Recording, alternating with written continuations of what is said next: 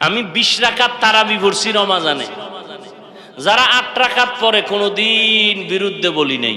ও 8 রাকাতওয়ালা ভাইরা, 20 রাকাতওয়ালা নিয়ে আপনাদের এত কষ্ট কেন? এই কিছুদিন পরেই টের পাবেন ধৈর্য ধারণকারীরা তারাবির নামাজে ঢুকবে, 8 রাকাতের সময় মনে হয় কাল বৈশাখী ঝড় শুরু হবে মসজিদের ভিতরে, তুফানের মতো বের হয়ে দৌড়ায় সব 8 রাকাতওয়ালা পার্টি। কেন 20 রাকাত পড়ে না? তাই এগো ধৈর্য বেশি, এই জন্য 8 রাকাতের বেশি পড়ে না।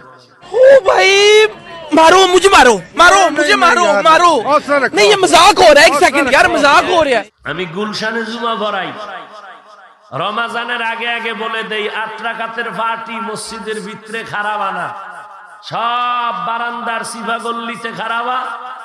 8 রাকাত পরে তুমি দৌড় দিলেও কেউ টের পাবে না। अरे कहना क्या चाहते हो?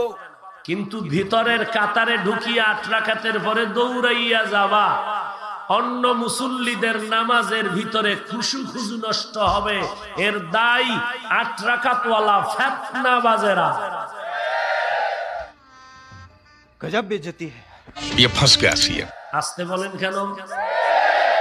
কি ভয় লাগতেছে? হ্যাঁ, মুসলমান একজন, ভণ্ড বাতেল 1000, কোনো টেনশন নাই।